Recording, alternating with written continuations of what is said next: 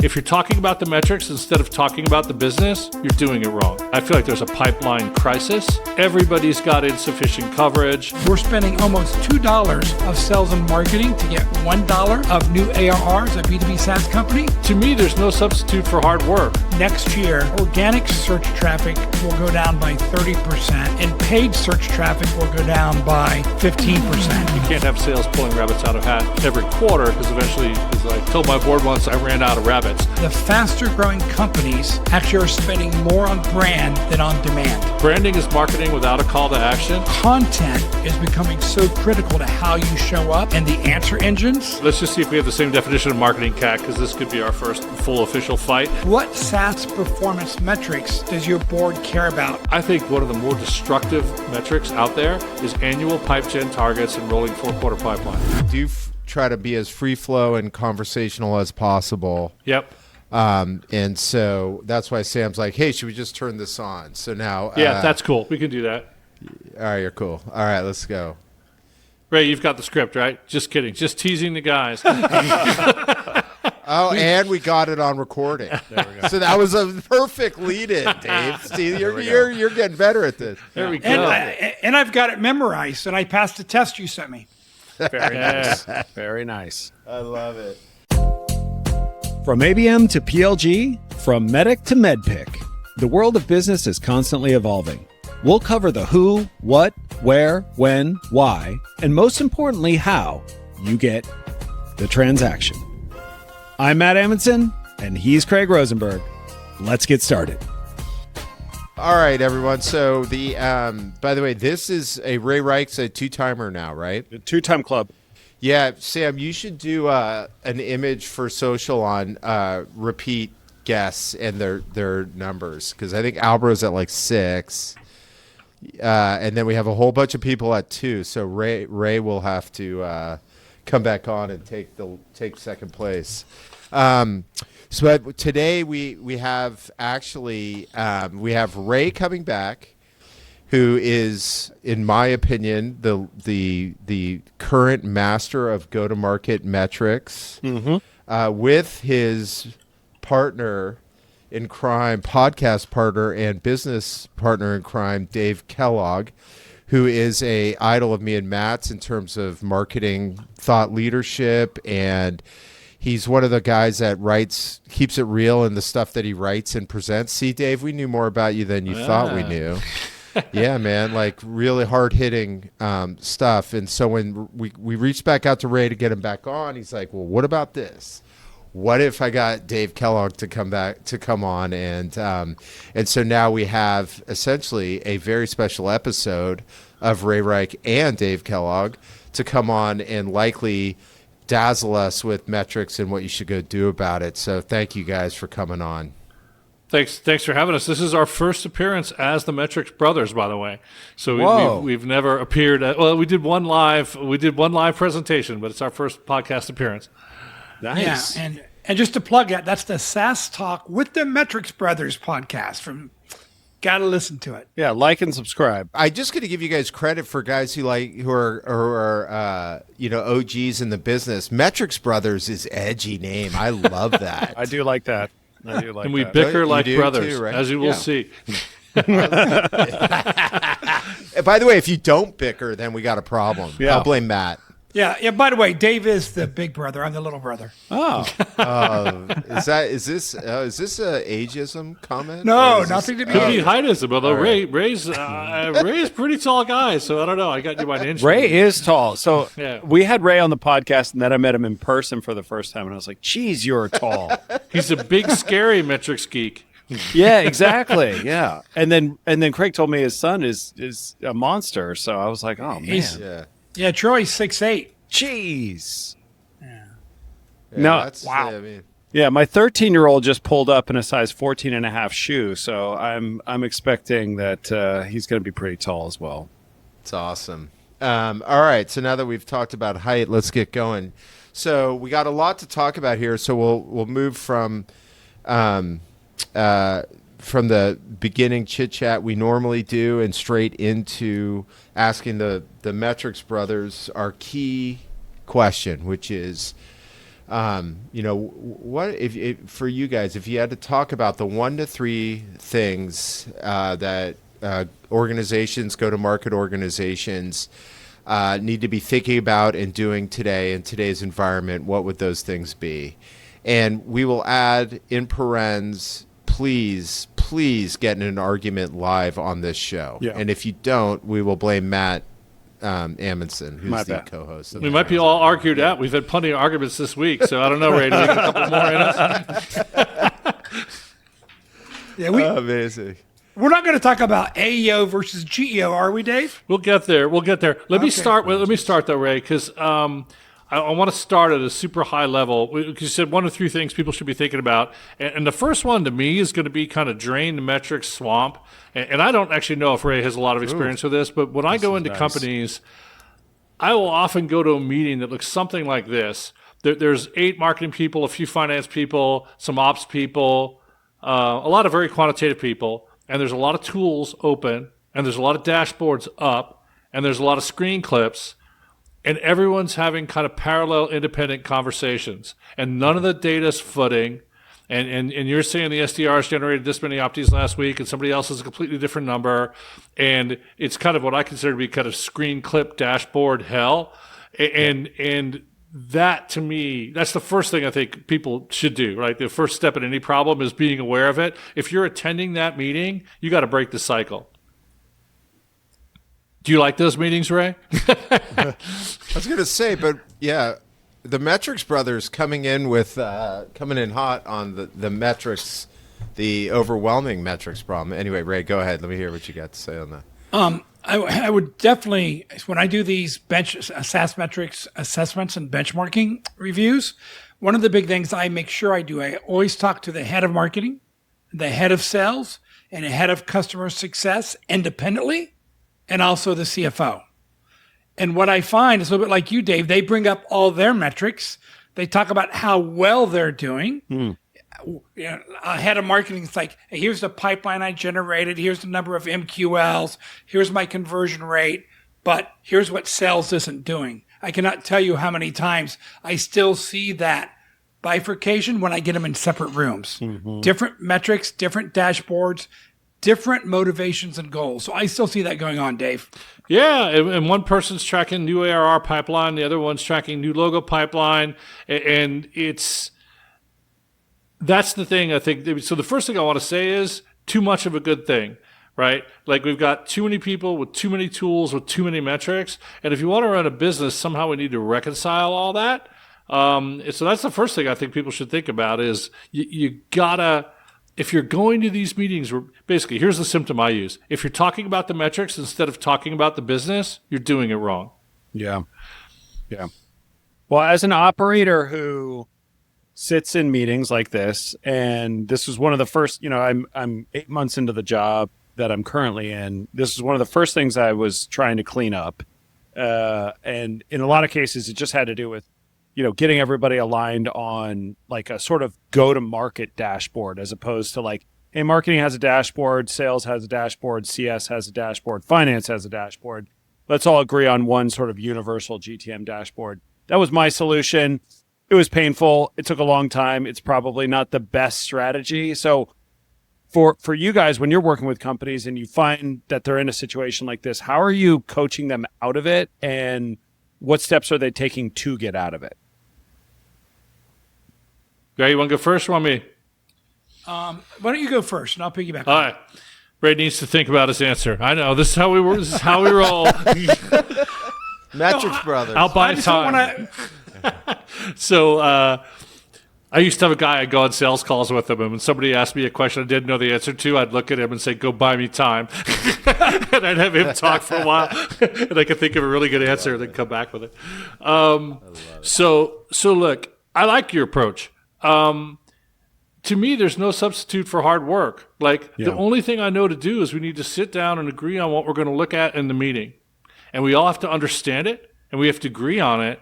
And I think people vastly underestimate two things. One, the change resistance you get. Mm-hmm. I don't want to look at that, and the passive aggression and the undermining. Getting people to do this is really hard. So the change resistance is one. And the other one is the iterations required.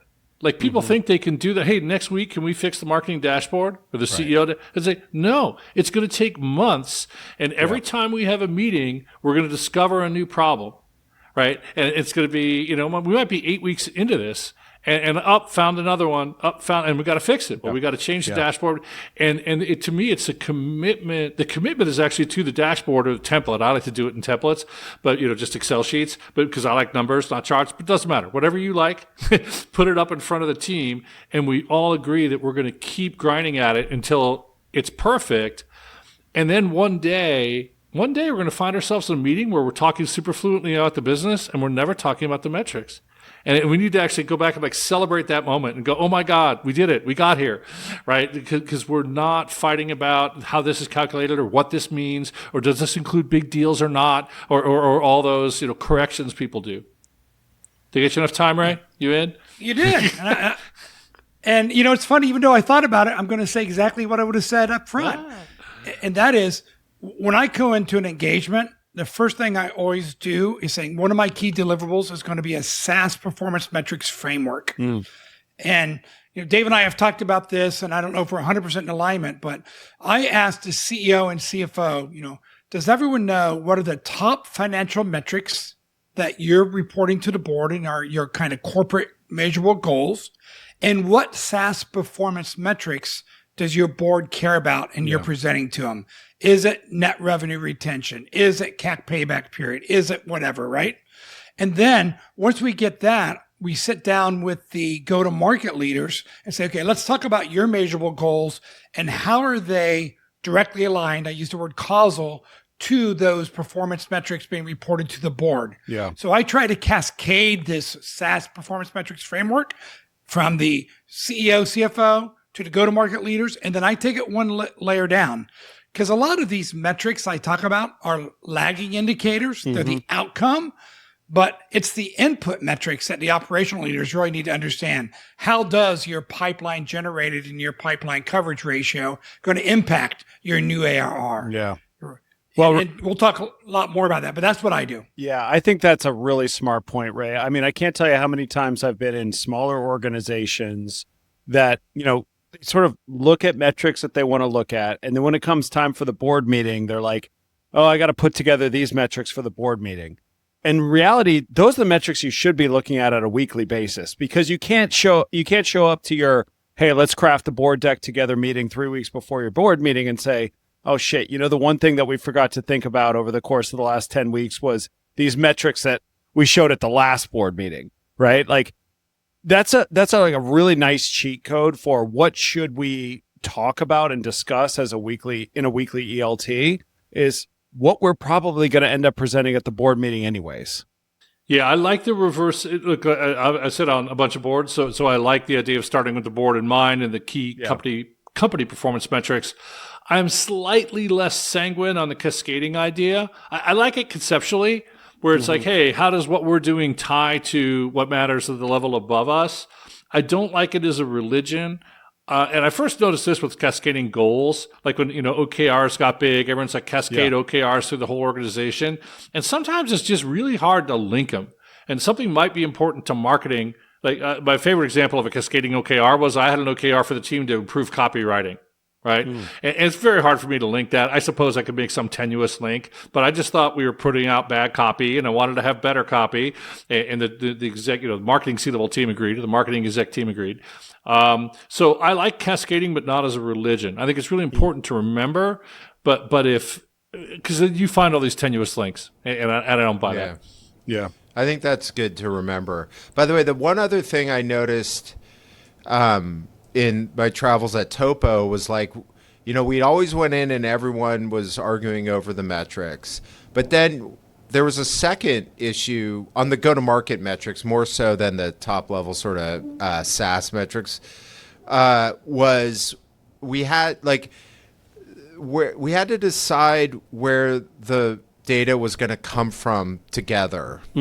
Because that was the other one I noticed. And this was like part of like when we started talking about RevOps in conjunction with alignment, was that I would say, well, look, guys, like someone, has to lead us through this is where the data will come from, like it or not.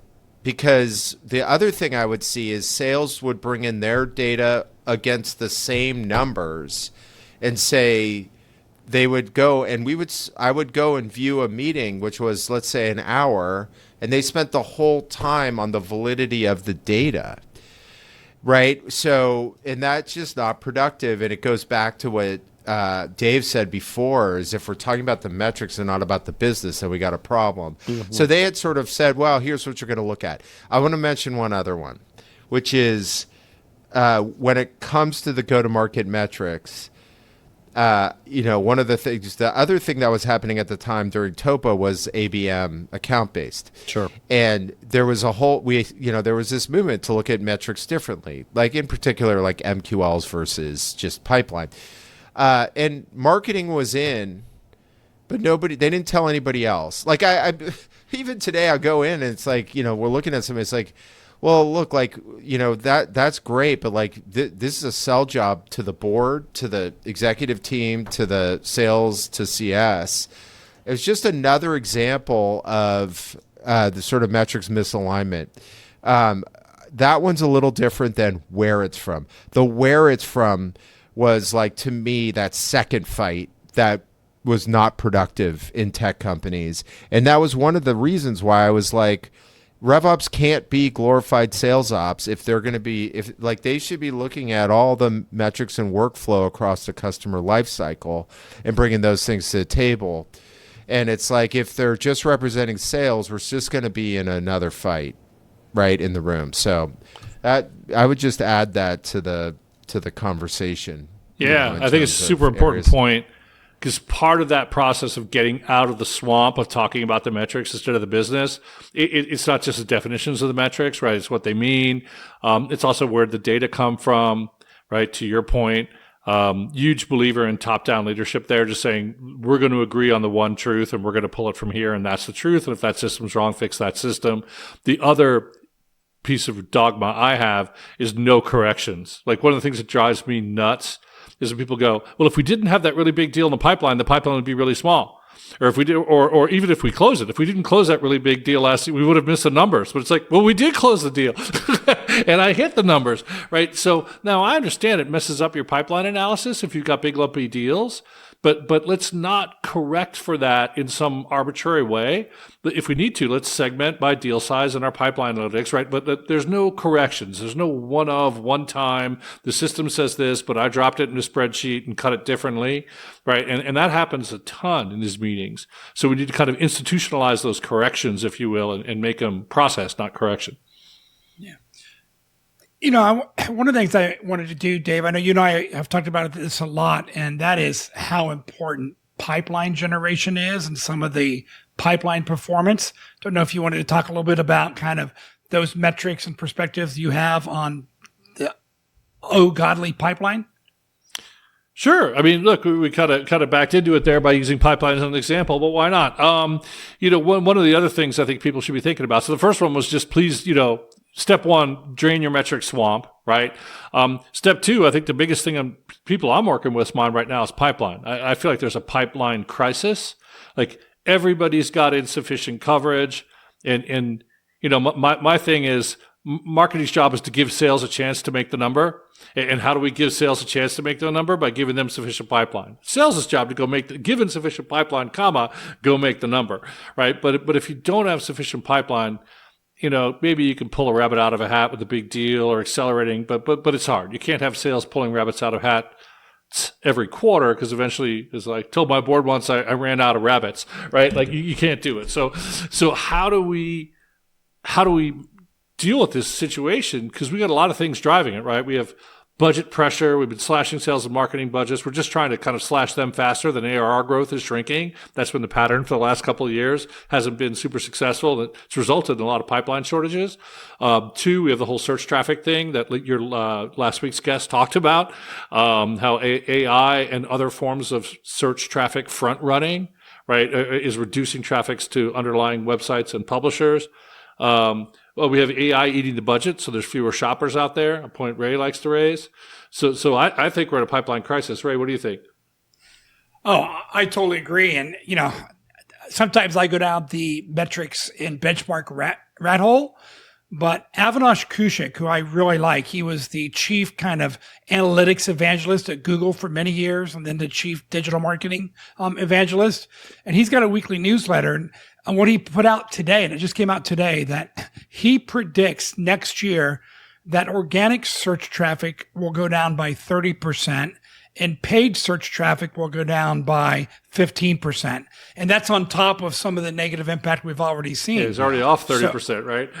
For a lot of people, yeah. Yeah. So that's one big thing. And then since I always look at efficiency, I look at this kind of new ARR CAC ratio. That's how much sales and marketing investment we're making for every dollar of new ARR. Mm-hmm. And during this period of efficient revenue growth, it went up last year another 14%. So we're spending almost $2 of sales and marketing to get $1 of new ARR as a B2B SaaS company.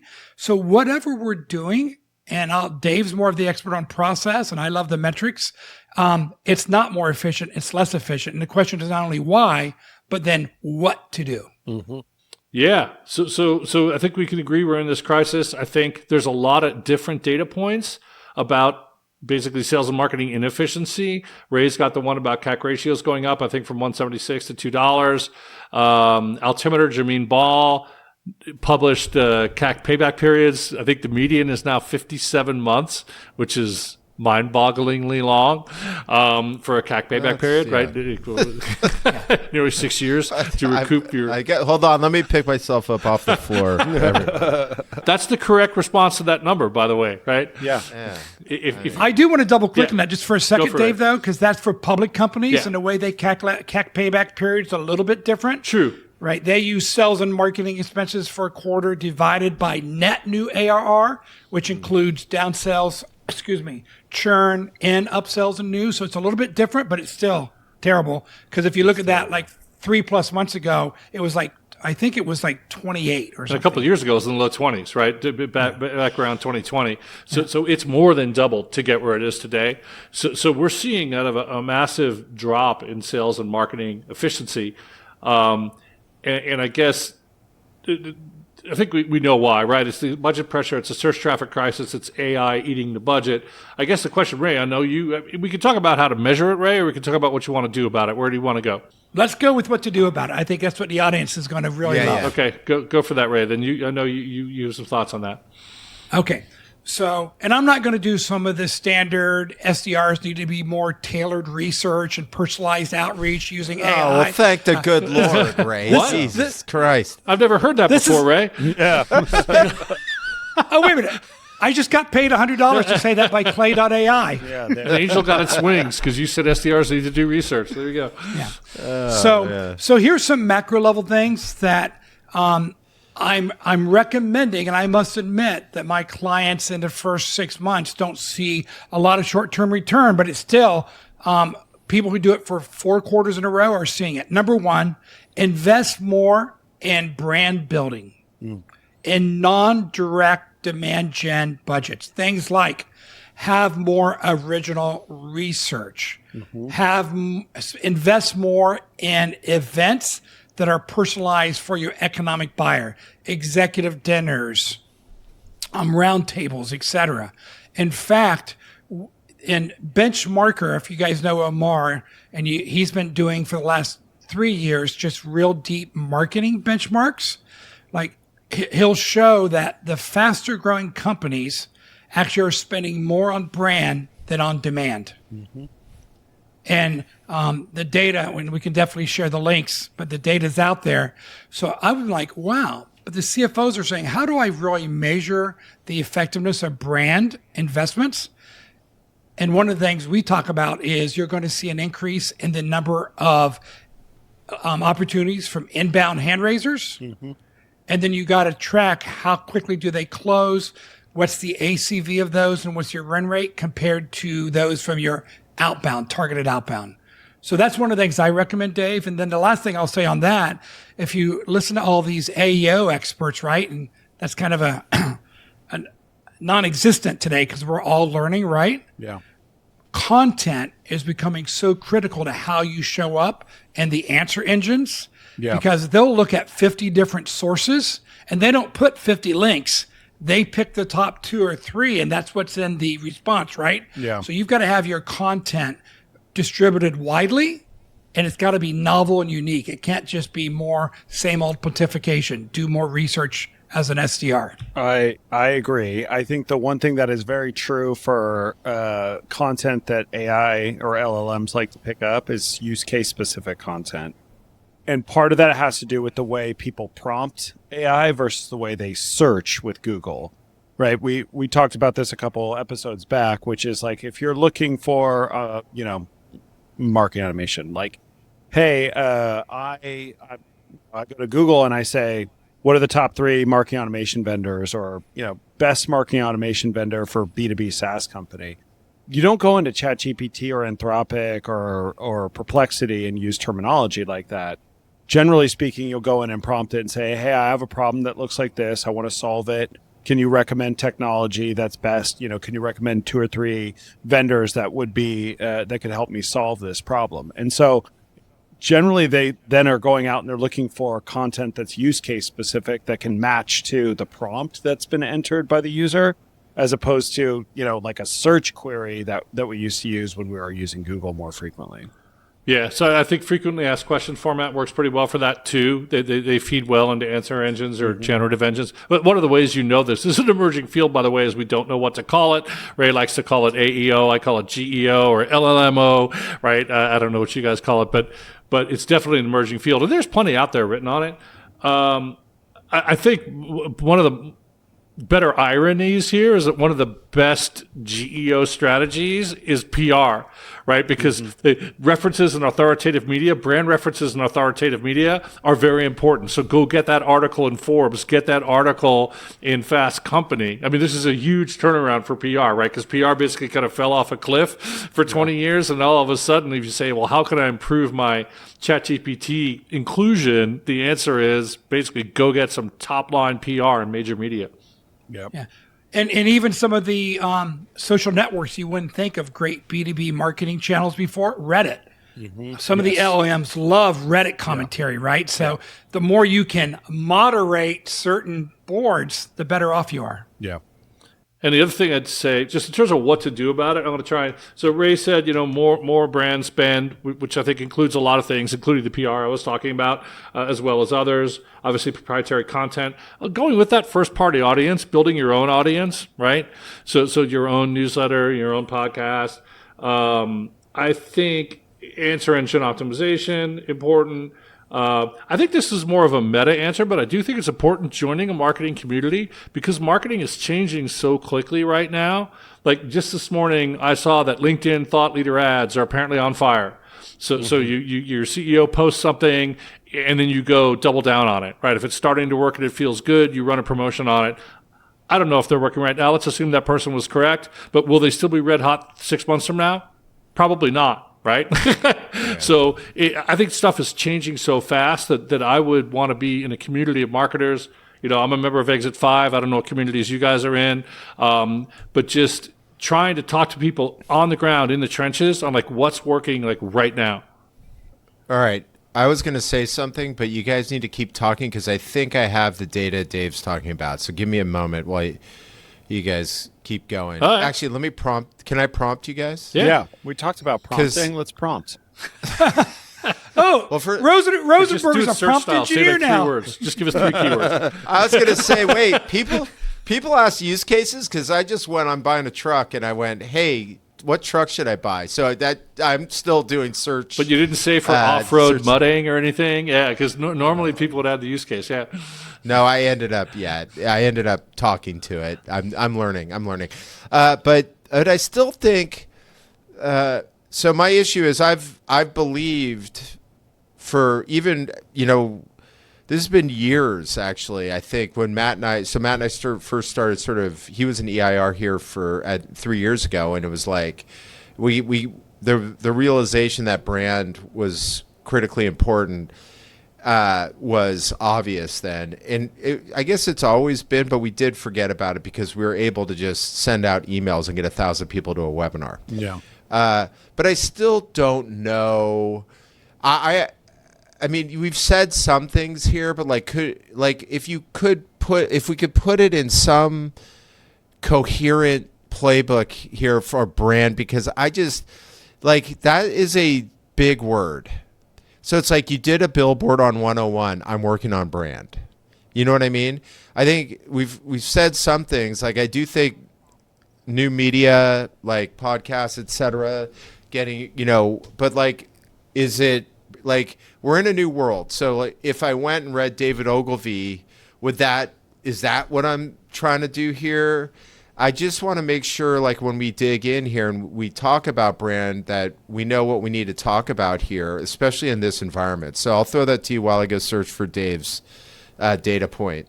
Okay. Ray, you want to start out or you want me to? No, I'd like for you to start on this one because you're the marketer in the brothers family. All right. So, look, you can think, and I think you're right, which is, how did we get here? And we got here because this desire to make marketing measurable, right? In the old days, marketing wasn't measurable. Half my, the famous John Wanamaker quote, half my marketing budget is wasted. I don't know which half. And then, Google came along and pay-per-click advertising, and marketing got real measurable, right? And I think we kind of over-rotated to the measurable marketing side of things, and we kind of, because it was kind of almost like instant gratification, right? Whatever it's called, the marshmallow test or whatever for children, right? Like, ooh, I spend money and I get back leads, and we ran that really hard. I don't know, for the last 15 years, and I think branding did suffer. Branding to a certain, I'm going to give I'm making this up in real time, but we'll see how you feel about it. Branding is marketing without a call to action. I don't, right? Billboards they can have a URL or a phone number on them, but they usually don't. They usually just have a message, right? So that's marketing without a call to action. Appearing in a news story, PR, is marketing without a call to action. Analyst relations, to me, is actually branding too, right? Getting written up and having good people talk about you. What else would qualify as brand spend to me? Obviously, I used to try and split the cost of trade shows between demand and brand value. Mm-hmm. So I just look at the number of leads I got and get an equivalent demand gen value, and the rest was brand, right? So I did it in a subtractive way, which is the way they measure big companies' brand equity. They look at the market cap and they subtract everything else, and what's left over is brand, right? So I would try to back into trade show brand value, and then I could at least compare them amongst trade shows and say, here's how we compare the trade shows. What else? Sponsorships, like people do, you sponsor a race car, right? So a lot of the tech companies do that now, or a tennis, and your logo is there either under the ice at the Sharks or on the wall at a tennis match or on somebody's head in a Formula One race, right? That's branding. A lot of those forms of brand spend, by the way, have events value. Branding and events often overlap, right? Because if you're sponsoring a race, you're bringing customers. You've got a VIP suite somewhere, so you're bringing 20 customers to meet, some drivers and participate in the event. I'm sure I've missed things here. Just straight display advertising is obviously brand. But that's what I think we're talking about. It's kind of marketing without a call to action. I just stumbled into this, but I actually really like this definition. It's marketing where I'm not just trying to get you to click here and give me your contact information. I'm trying to have you learn about our company, hear our story, see our name. Just to add to that, because I do like to measure everything, right? So a lot of people, and by the way, just a little pitch here. I'm doing a brand versus demand benchmarking research program that kicks off on Monday with Carrie Lou Dietrich, John Miller, and Bill Masitis to ask a lot of these questions, right? But a lot of times people are trying to measure brand with things like share of voice or sentiment analysis, right? Et cetera. Even branded keyword, But what I've seen and what I really like is if you do a good job of building your brand, and Udi at Gong said this on a podcast I did with them, you're going to see a dramatic increase in the inbound leads. And in the latest marketing benchmarking we did, we found that companies that had 40% or more of their qualified pipeline coming from inbound hand raisers were the highest correlation to 30% plus growth rates. So I think inbound leads and what percentage of pipeline in new AR coming from those inbound leads is another great way to quantify the ROI of brand investment. I don't know what you think about that, Dave. So I think there's a number of ways to measure it. Let's talk about measuring brand. One, I'm a massive believer in measuring brand. I personally recommend everybody I work with do their own proprietary, at least once a year, demand funnel market research. And just basic questions. Have you ever, name 3 providers of category? So unaided awareness, aided awareness. Have you ever heard of these 5 vendors? Positive opinion. Do you have a positive opinion of this company? Consideration. Have you ever considered buying their product? Trial. Have you ever tried buying their product? Purchase. And if you get a big enough sample and run that repeatedly over time in multiple geos, you generate a ton of data about how people feel about you. Now, that's obviously not just driven by your brand campaigns. It's driven by everything, right? It's driven by your product quality and your support quality and everything else. But I think that's a very important way to measure it. Ray, you reminded me of how consumer people measure it, which is they go put ads up in a city and see how it changed relative to another similar city that didn't have the ads, right?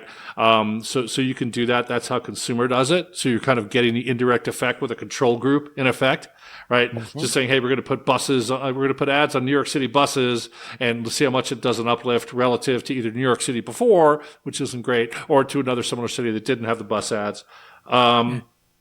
So it's funny that you say that, yep. Dave, because Bill Masidas, who was the CMO at Slack, that was one of the exact tactics he used. He would do that recall, an unaided recall, and the sentiment, and then that's where he would put his demand generation spend, and especially his paid media spend was in those cities. Yeah, by the way, I love share of voice. I mean, I love all the metrics we talked about there, and I think people should measure them, because you want to watch these needles move over time. I measure share of voice just like anybody would, but I think that notion of measuring I just call it the high level outside in funnel is very powerful for 2 reasons. One, well, actually, there's one key reason, which is the thing I always impress upon people. Most of the time, companies are navel gazing. We're looking at the data. We're looking at all the data in our systems, which definitionally is about the people we found. And what about the people we never found? What about all the people who've never heard of us? What about the other people, right? So it's another reason I'm a huge proponent of market research is we have so much data in our own systems. We can spend hours and hours and hours navel gazing, right? Just looking at ourselves. These are the deals that we found. What about all the deals we never found, right? What about all the people who won't consider us because they don't like us, right? Like you can't find them unless you do kind of outside in market research. All right, so hold on. I've got Dave's metrics. Now, these are from LinkedIn. So, all right. So, thought leadership ads. So, you promote posts from individuals, founders, etc. And they look and feel like organic posts, right? Here's some of the results they talk about. So, 1.5x higher CTR, right? 2x follower growth, 45% more demo requests from retargeting audiences. For startups, the impact's even bigger. It's 7.6x more engagement. So than any other paid format. So, and then I think the quote that David heard was that, oh no, this is different. Sorry, that was a different thing. So yeah, so that was the thought leadership ads data that you just brought up. Sorry to bring that back, but I spent all the time looking for it, so I figured I'd bring it up. Way to go. Yeah, I'm good at that. Thank I can you. do that. Okay. So but there is this. I'm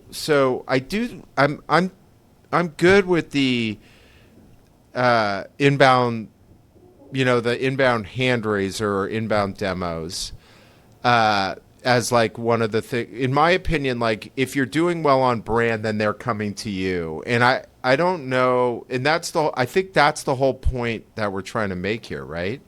Or is it also when you have brand, they're more likely to come to your events and do those things? Is that what we're talking about when we're talking about brand? I mean, look, the oldest measurement of this to me was just direct traffic. How many people typed, right? How many people typed your exact name into their browser and came to you? That's the way we used to measure it. Yeah. So I like your definition, which is brand is when they come to us. By the way, the other thing people forget to do in measuring this is on all your call to action forms. How did you hear about us? Right? We could never have too much data, but like the simplest way is just to ask.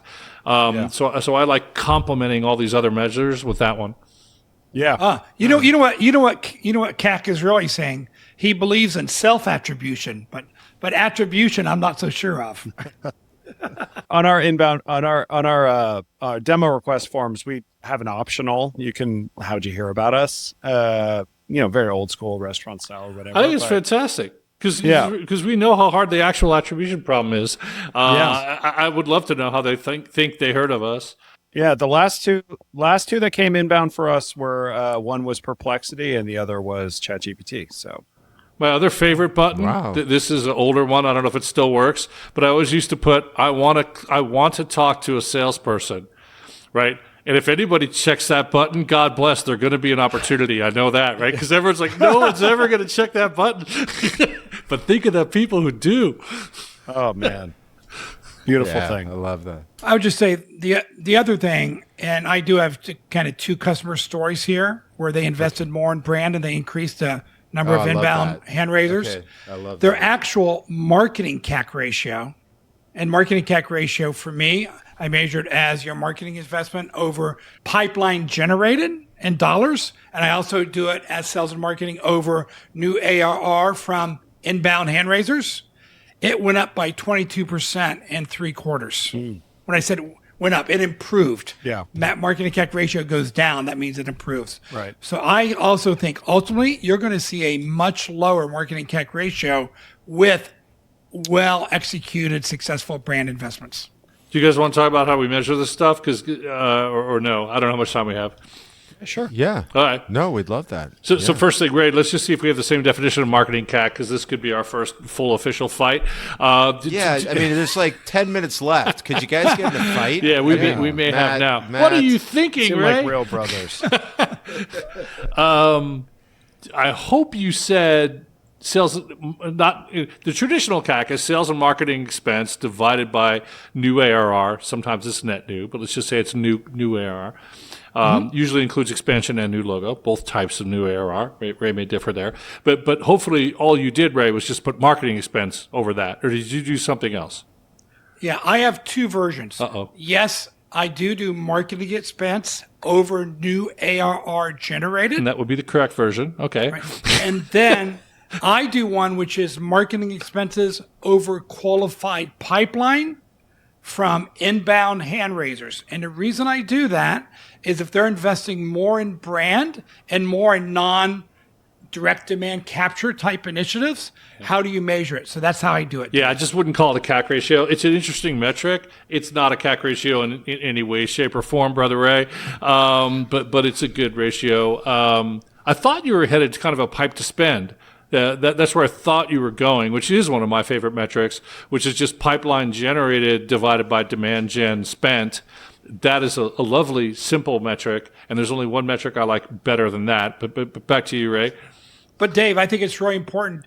You mentioned it's the pipeline generated divided by demand gen spend. Correct. Right? I don't like putting the cost of the CMO or the cost of the product marketing person in there, precisely for this reason, Ray, which is if you want to know what our overall marketing efficiency is, see CAC ratio, right? We have that metric already. It's called the marketing CAC, and it's got the CMO's salary and the PR firm and the website and everything else. But if we want to compare relative demand generation programs, we should do pipe to spend, and it should be based on demand gen spend. I'd agree. And Dave, just a couple questions, clarification for my own purpose. Would you include paid media, paid search in demand gen? Yes. And then what about events? Yes. Events yes. also.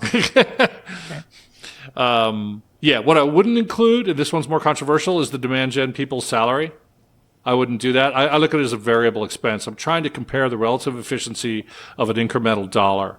Right. So basically, if sales come to me and says I need 10 million in pipeline, I want to tell them how much I need to spend to get it. And I'm not going to hire another demand gen person. I'm not going to hire another PR firm. I'm not going to hire another CMO. Right. I am going to go spend money on programs. Yeah. It's a matter of can you turn the knobs, dial up the spend, and increase. Yeah. Right. And there are stair steps there. Right. At some point, we can only absorb so much more money. I mean, that's another very important marketing metric if you want to keep your job, which is basically percent spent, right? Because a lot of times companies are going to have a pipeline crisis. And if you're the CMO of a company with a pipeline crisis and you haven't spent your budget, oh my, it should be a very bad day for you. And sometimes, I see it happen. People are too busy right now to spend the whole budget. So that's the job preservation metric. Make sure that number is 100%. Yeah. Hey, Dave, there's something else you and I have talked about a couple times, so let's air it here on the transaction. That is measuring number of... Wait, hold on. Is this a break? Are we breaking something right now on the transaction? Breaking news? Transaction exclusive. He did say air. Oh, man. Yeah, sorry to interrupt you, Ray, but that's a big deal. Like, I will just say, everyone, transaction audience, we have some breaking news. Ray? I don't know if it's breaking news, but Dave is... SDR should do personalized research. No, I'm kidding. Ray. And one of the things I know is I don't want to speak for Dave, so I'm going to do it through a question. Uh-oh. So, Dave, I believe that number of opportunities generated, Sure, and then kind of cost per opportunity are two of your favorite metrics. Is that correct? Yeah, this is a bigger topic, but so here's the way I measure pipeline, Ray. I think you know this, but I like to look at both count and dollars, right? So because if you only look at one, there's problems, right? Because if you only look at dollars, you could have one mega opportunity skewing everything. If you only look at count, you could miss dollars, and dollars matter, right? In the end, what we're trying to get is sales to start. As I said earlier, we're trying to give sales a chance. And how do we give sales a chance? By letting them start quarters with sufficient pipeline coverage. And by the way, we can hit our pipe gen goals and they can still not have sufficient pipeline coverage. So I like marketers to very much keep an eye on what's developing in the pipeline coverage front. But short answer to your question, Ray, is I like to look at both. When it comes down to cost, I prefer cost per opportunity to pipe to spend. And when it comes to coverage and pipe gen, I like dollars. Basically, here's the way I think of it. I'd rather lead a marketing team going, let's generate 220 opportunities this quarter than let's generate this many dollars in pipeline for a bunch of reasons. One, I think it's more tangible, more visceral. Two, those dollar figures fill in over time. So I might not know for opportunities generated in the last week, they may all count at zero. Right. Yeah. So if I'm leading a team of people to go, let's take Pork Chop Hill, and Pork Chop Hill is 220 opties, I want to go generate 220 opties. Now, so that's the way I look at it. And in that world, you're looking at cost per opti. Let's generate 220 opties at this cost. Now, as soon as we turn to our brothers and sisters in sales, they care about dollars and coverage. So that's where I like to say, basically, if I could only have two things, it would be opti count for pipe gen, and it would be coverage for pipeline.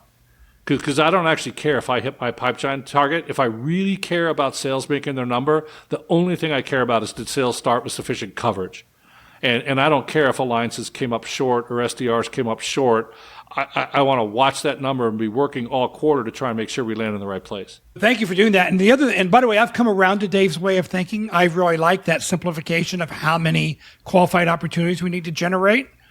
And then there's the other thing that Dave and I have talked a lot about, and that is pipeline coverage ratio and the importance of that. So, and I love the way Dave explains that. So if you wouldn't mind, talk about why you think that's so important, especially I think you look at it from a forecasting perspective, correct?